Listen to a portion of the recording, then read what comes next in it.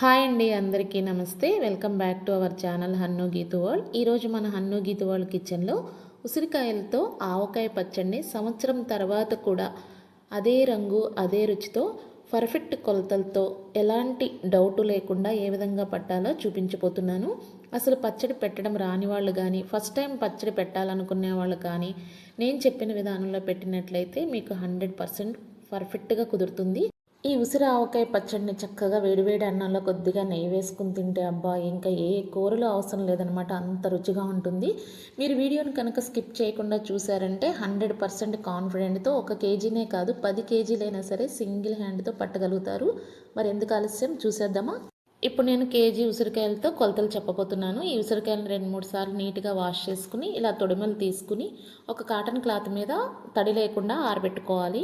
ఇప్పుడు ఒక గిన్నెని తీసుకుని 150 గ్రాముల వరకు కొత్త చింతపండును తీసుకోండి. కొత్త చింతపండు పాత చింతపండుకి తేడా ఏమిటంటే కొత్త చింతపండు కొంచెం కలర్ తక్కువగా ఉంటుంది, పాత చింతపండు ఇలా నల్లగా వస్తుంది. మనం నిలవ పచ్చళ్ళు పట్టుకునేటప్పుడు ఈ విధంగా కొత్త చింతపండు తీసుకుంటే పచ్చడి యొక్క కలర్ బాగుంటుంది, అలాగే ఎక్కువ కాలం నిలవ ఉంటుంది. కాబట్టి ఈ విధంగా కొత్త చింతపండును తీసుకుని ఒక పావు లీటర్ వరకు వేడి నీళ్లు పోసుకుని నానబెట్టుకోండి. వేడి నీళ్లు పోసుకోవడం వల్ల పచ్చడి కూడా నిలవ ఉంటుంది, చింతపండు కూడా త్వరగా నానిపోతుంది. దీన్ని ఇప్పుడు ఒక 5 నిమిషాలు నానబెట్టుకుందాము. 5 నిమిషాల తర్వాత చింతపండు కూడా చక్కగా నానిపోయింది. ఇప్పుడు దీన్ని గుజ్జును కూడా సపరేట్ చేసుకుందాము. ఇలా చింతపండు గుజ్జును సపరేట్ చేసుకునేప్పుడు పెంకులు ఏమీ వెళ్లకుండా చూసుకోవాలి. అలాగే గుజ్జును తీసుకునేటప్పుడు మరీ పలుచగా కాకుండా కొంచెం చిక్కగా ఉండేట్టుగా చూసుకోవాలి. అప్పుడు మనం చింతపండు గుజ్జును ఉడకపెట్టుకునేటప్పుడు ఎక్కువ టైం పట్టదు.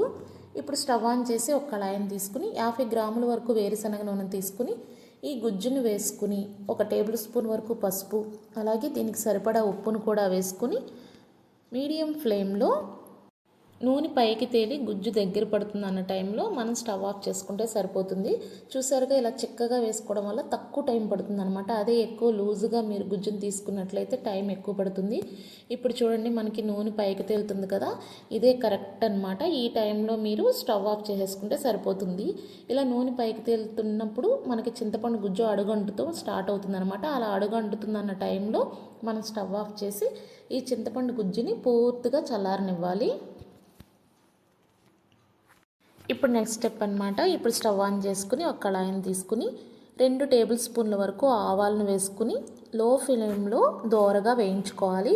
మనం ఇలా ఆవపిండి మెంతిపిండి వేసేటప్పుడు బయట దొరికే రెడీమేడ్వి కాకుండా మనం ఇంట్లోనే వేయించుకుని చక్కగా పౌడర్ చేసుకుని పచ్చళ్ళలో వేసుకుంటే రుచి బాగుంటుంది, అలాగే ఎక్కువ కాలం కూడా నిలవ ఉంటుందన్నమాట.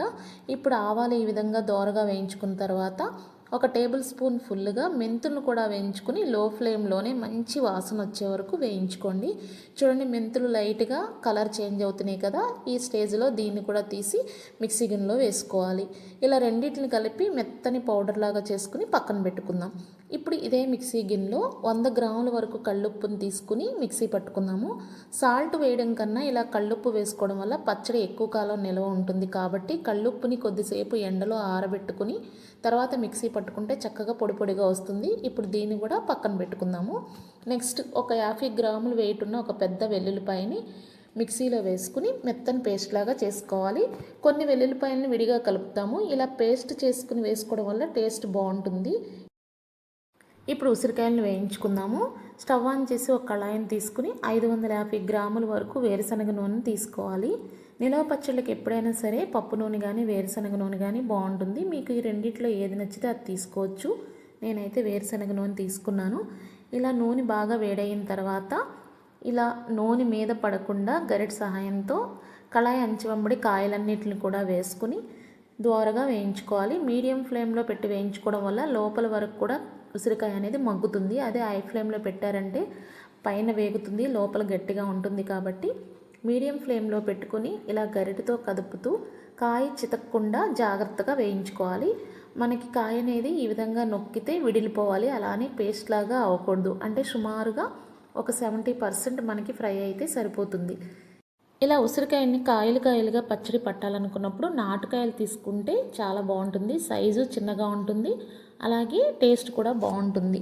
ఇప్పుడు చూడండి మనకు ఉసిరికాయలు వేగిపోయాయి, మంచి దోరగా బ్రౌన్ కలర్లోకి వచ్చాయి కదా. ఈ స్టేజ్లో మనం తీసుకుని వెడల్పాటి బేషన్లో వేసుకుంటే పచ్చడి కలుపుకోవడానికి వీలుగా ఉంటుంది. ఇప్పుడు ఉసిరికాయలు పూర్తిగా చల్లారిన తర్వాత మనం ముందుగా మిక్సీ పట్టుకున్న కళ్ళుప్పుని వేసుకోవాలి. నేను కొద్దిగా కళ్ళుప్పుని పక్కన పెట్టుకుంటున్నాను, చాలకపోతే చివరిలో వేసుకుంటాను.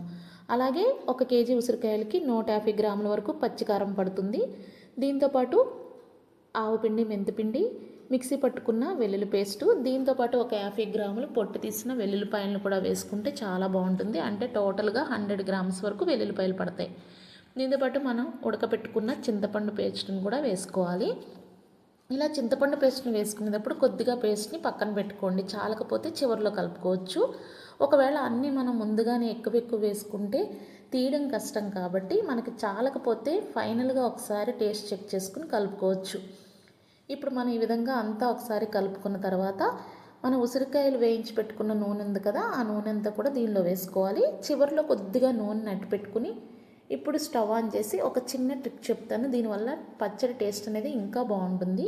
ఇప్పుడు దీనిలో 2 చిటికెలు ఎన్నొస్తాయి అన్ని మెంతులు, అలాగే కొద్దిగా ఇంగువను కూడా వేసుకుని వేయించుకుని కలుపుకుంటే పచ్చడి ఫ్లేవర్ అనేది చాలా బాగుంటుంది. సువాసన, మంచి సువాసనతో పాటు పచ్చడి మంచి టేస్ట్ వస్తుందన్నమాట. ఇలా మెంతులు పంటి కింద తగులుతున్నప్పుడు చాలా టేస్ట్గా ఉంటాయి. ఆల్రెడీ మనం మెంతుపిండి కలిపాం కాబట్టి ఎక్కువ మెంతులు అవసరం లేదు. కొద్దిగా మెంతులు అలాగే ఇంగువని ఇలా తాలింపుగా వేసుకుని ఫైనల్గా కలుపుకుంటే పచ్చడి టేస్ట్ చాలా బాగుంటుంది.